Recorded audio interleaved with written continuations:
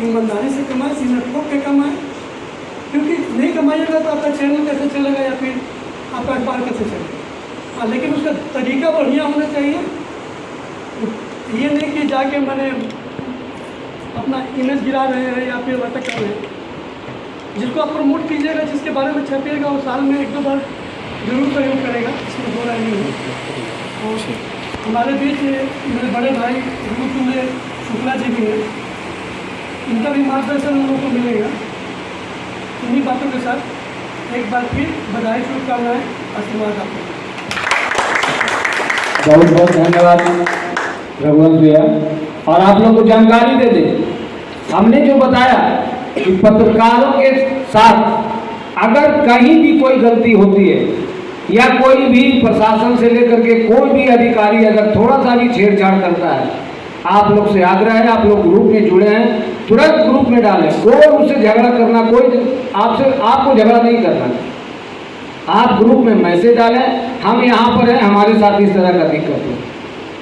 भरसक प्रयास करते हैं या राष्ट्रीय पत्रकार मीडिया संगठन आपको ये वचन देती है कि अगर यहाँ पर जो भी मौजूद हैं 5 से 10 मिनट के वहाँ के अंदर में वहाँ लोग पहुँचेंगे। और इसको हम लोगों ने करके दिखाया है, जिसका प्रमाण अनिल भैया भी है, इनको भी जानकारी है। एक बिजली एसडीओ थे, उन्होंने गलती कर दिया, सिर्फ गलती कर दिया, लाइन तो काट दिया, आदेश तो था नहीं उसको लाइन काटने का। 5000 जिसका ड्यूज है, 5000 के ड्यूज पर किसी का लाइन नहीं काटा जाता। वो किसी तरह आदेश में आकर या किसी तरह के बहकावे में आके लाइन काट दिया। हमने सिर्फ इतना पूछा, आपने लाइन किसके आदेश से काटा या आपको कोई दिक्कत है? तो नहीं, आपका लाइन कटेगा, बाकी 5000 से ही सिर्फ ड्यूज, बाकी तो 15 से 20,000 ड्यूज वाले लाइन चला रहे हैं। नहीं, आपका कटेगा, आपने न्यूज क्यों चलाया? हमने बहुत अच्छी बात, हमने आपका ठीक है, बाद में बात करते हैं, वो चला गया। फिर तुरंत गए, हम अपना माइक आईडी उठाए, माइक आईडी बैग में डालें। उसके बाद जब हम इसको कॉल करने लगे तो उठाने से वो फ़ोन उठाना बंद कर दिया, फ़ोन ही नहीं उठा रहा। किसी दूसरे व्यक्ति से कॉल करवाए कि कॉल करके बोलो कि हमको एक नया कनेक्शन लेना, आप हैं कहाँ पे? बताया हम फलाने जगह। नया कनेक्शन के नाम पे तुरंत कॉल को उठा लिया। उस गाड़ी में मैं भी साथ में था। हमने कहा आप सिर्फ माइक में इतना ही बोल दो कि हम आपका लाइन काटेंगे, बाकी जिसका जितना ड्यूज है उसका नहीं काटेंगे। वो भागने लगा, भागते भागते लगभग 2-3 बार खेत में भी गिरा जाकर के भागने लगा। वो भागने तो ऐसा नहीं से लगा कि हम उसको पिस्टन सटा दिए, सिर्फ माइक आईडी सटा था। उसके बाद फोन पे उन्होंने बहुत गाली गलौज शुरू कर लिया, किसी और अधिकारी से फोन पे बहुत सारा गाली गलौज शुरू कर लिया।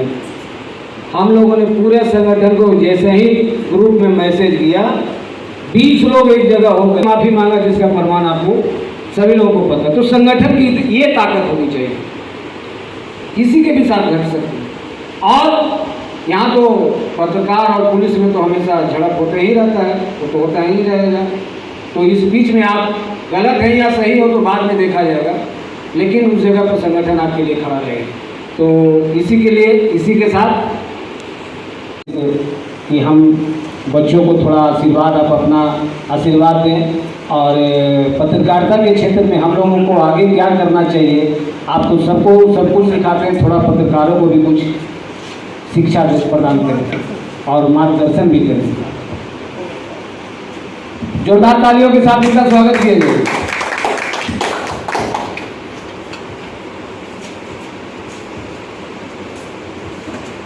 मंच पर उपस्थित सभी माननीयों को मेरा प्रणाम। मंच के आगे बैठे हुए सभी पत्रकारों के लिए स्वागत बंधन।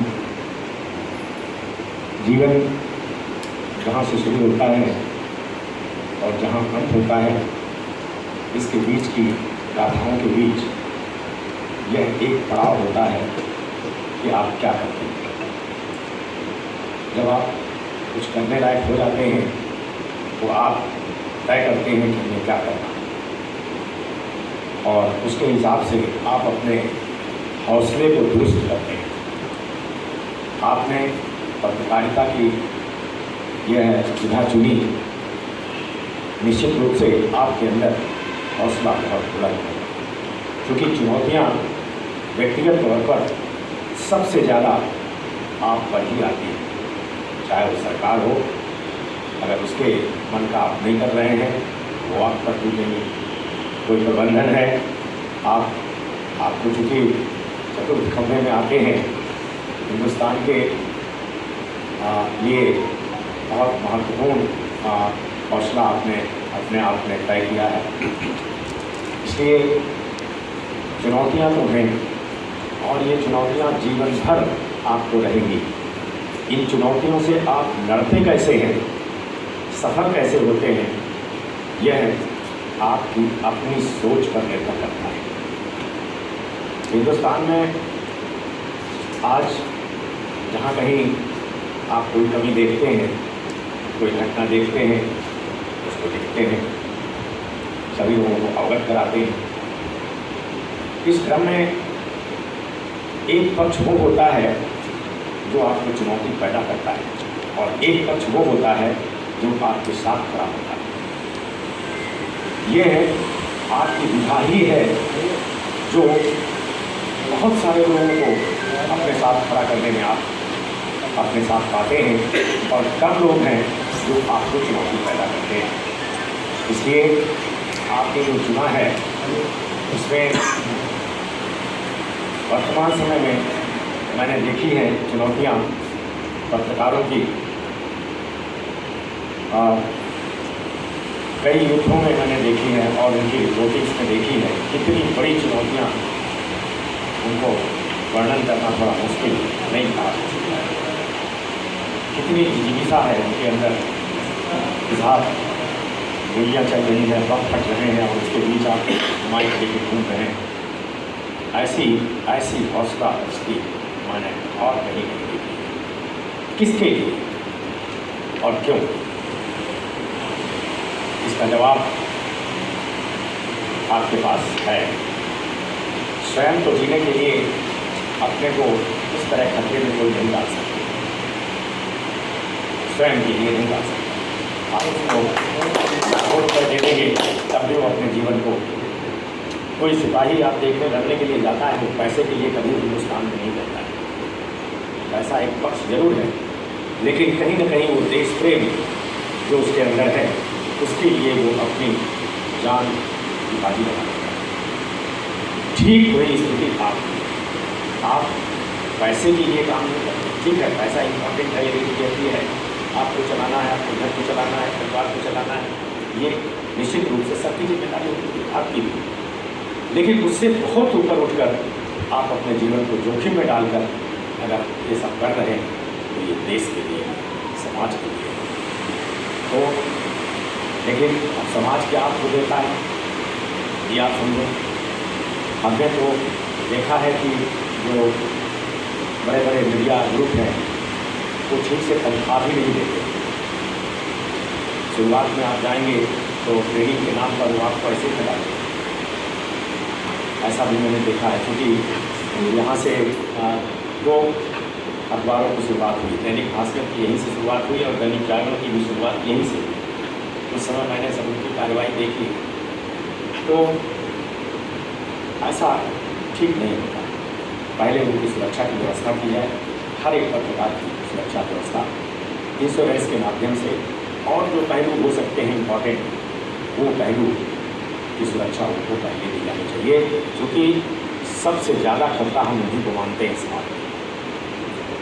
क्योंकि कहीं ना कहीं आप जिसके जो गलत कर रहा है उसके खिलाफ जब भी उंगली उठाएंगे, वो गलत करने वाला आपसे बदला लेने की निरंतर कोशिश करता है।